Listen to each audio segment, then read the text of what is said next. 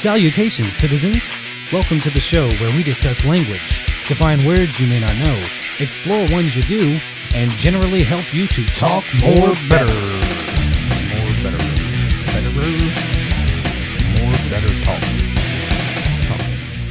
Hey there, citizens! Welcome to Talk More Better, the first episode. In this podcast, we're going to be talking about basically language, words, etymology of words, where they come from, where they're going, possibly. Things of that nature, just language, a subject that fascinates me. So I decided to dig in and look into a few things that I find interesting and share them with you here on this show. So basically, what we're gonna do is we're gonna have a couple segments in each show to keep it fresh. Okay, you don't just want to hear me talking about one subject for like 20 minutes, right? That would be boring, just absolutely boring, right? And disclaimer, just immediately, there's a lot of swear words in this episode in particular. It may go the other way in the future and become more family friendly, but hey, for now, it's fucking not. So, parental advisory. Anyways, we're going to go ahead and get into our first segment, Words of the Day. Ginormous. Listed as an informal or humorous adjective, which basically means it's only a word by today's standards, and only a step above communicating with emojis or interpretive dance, meaning extremely large or enormous, much like the size of the Mountain Dew that a person who uses this word is likely carrying. Zeitgeist. Formed by smashing together the German word Zeit, which means time, and Geist, which means ghost. Zeitgeist essentially means the defining spirit or mood of a particular period of history as shown by the ideas and beliefs of the time. And boiling it down to its roots means spirit of the age. Also the name of a popular documentary which will undoubtedly be recommended to you by someone at a party who is really passionate about chemtrails and lizard people. Cuck! Shorthand for the term cuckold, which has roots that go deep and hard all the way back to Shakespeare, meaning a man whose wife has sex with somebody else. However, more recently it's taken on the more emasculating meaning of basically a limp dick sissy who likes to watch BBCs go all up in and around his wife's pleasure patch and or mouthful region. This is a word you hear Trump supporters say a lot as an insult to any limp dick sissy who disagrees with their pissing contest. Alright, that's it for that segment.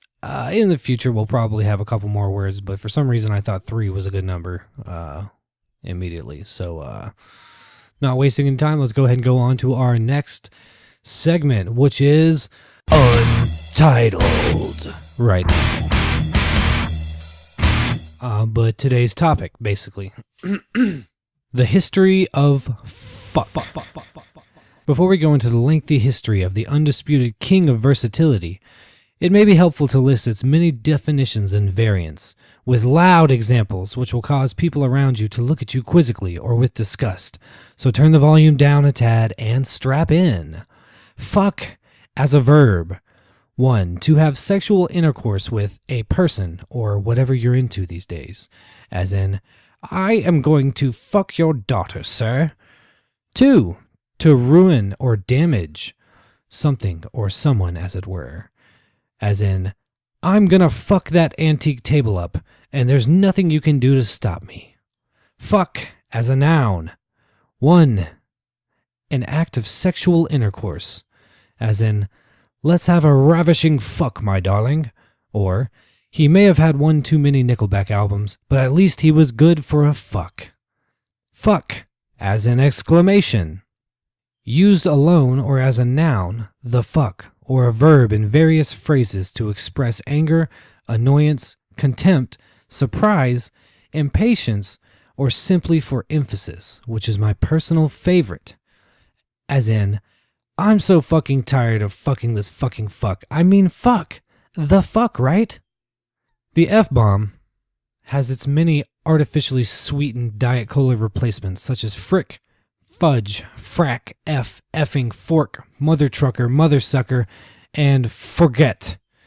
If you're into creative censorship, like back in the 90s, rated R movies that were played on TV, or forget you if you're CeeLo. Fuck is the biggest, baddest, and most bomb-ass swear of all, but where did it come from? The earliest use of the word fuck is a hotly debated subject. A popular rumor alludes to the word's original use being a sort of mnemonic which stands for fornication under consent of king. This meant that the right to copulate had been applied for, basically with a marriage license, and had been approved. Although anyone who knows anything about world history knows that any self-respecting pervert in ancient times will fuck whether or not they have permission from the king, or even from the person being fucked in many cases. One of the earliest generally agreed upon cases of the word fuck being committed to paper, or parchment as it were, comes from the 15th century Latin English poem, Flen Flies, within which it is cleverly encoded. The line containing the word in question reads as such: Non sunt in coeli, kia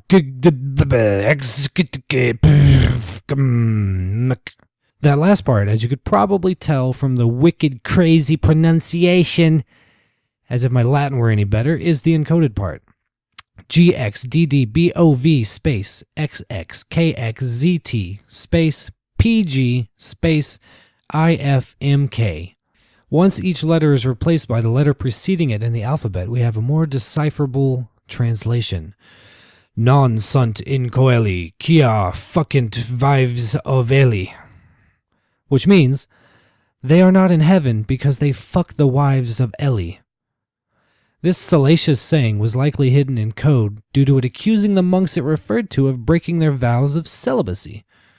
Turned out to be quite effective, as it only took us hundreds of years to figure out, but gotcha, monks! Caught red-handed. A possible use predating the poem has been suggested, but is hotly debated, dating back to 1310, where a man from Chester, England, is referred to in court records as Roger Fuck by the Navel. One word. Yeesh, courts were way more relaxed back then. The name, probably a nickname, could be insinuating that good old Roger was so sexually inexperienced that he tried to stick his bell in a lady's belly button. Or that he was just so stupid that he believed this was the correct way. Or, a third option that I just invented, English folk in the 1300s were freaky. Bow, chicka, bow, wow. So the next time you hear about the word fuck being fornication under consent of king, you can go ahead and IRL Snopes it right away. Wow, this is going a lot quicker than I thought. I wrote a lot of words, but turns out that maybe I'm reading too fast. Maybe I should slow it down. Like an NPR station. Hey, how's it going? Do you want to learn about fuck? All right, on to the next segment. What an idiom! This is the segment where we discuss idioms, both domestic and imported, which I found to be interesting for one reason or another. For those of you not familiar, an idiom is a group of words established by usage as having a meaning not deducible from those of the individual words, such as, the cat's out of the bag, or take a flying fuck at a rolling donut. Disclaimer, prepare for me to absolutely butcher some foreign language here, but hey, let me hear you do better, pal. Our first idiom comes from Sweden, at glida in pa in rakmaka, which means to slide in on a shrimp sandwich. Not a whole lot of context is given, but this popular Swedish idiom basically means someone who didn't have to work very hard to get where they are. Much like our American born with a silver spoon in their mouth, or born on third and thought they hit a triple. Another delightful idiom from Sweden, det fall mellan stolarna, which means it fell between the chairs. This idiom is an excuse for when two people were supposed to do something, but neither of them did. A popular and more ironic variant is it fell between the chair, which means, yeah, I was supposed to do that, but hey, fuck you, man. And rounding us out for another even 3, like I said, maybe we'll do more in the future, that this is just a demo version, a pilot, if you will, is a phrase from Thailand which I absolutely cannot read, but in English means one afternoon in your next reincarnation, which is what a disinterested woman would tell you when you asked her out on a date. Something like our English when pigs fly, or it'll be a cold day in hell. Okay, this has been What an Idiom. Feel free to apply these in conversation in the future with no context whatsoever and receive interesting looks from people. All right, that's going to go ahead and end our first episode of Talk More Better. Man, that just flew by, didn't it? Hopefully in the future, I'll have more words to define for you that you may not have known the meanings of.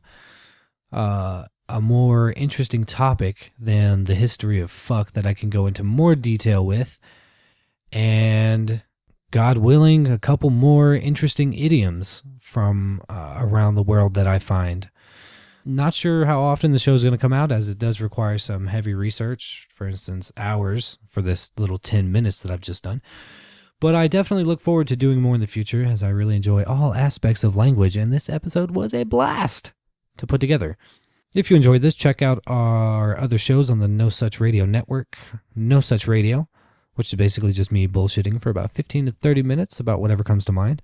And Too Damn Early is deep thoughts recorded immediately upon waking, before my brain is fully up and running. Also, you can find No Such Radio on YouTube to see some videos and regular updates. Twitter us at NoSuch_radio. Email us at nsrpodcast@gmail.com. Thank you so much for listening. Don't forget to like, subscribe, share, follow, repost, all that good shit. Thank you guys so much.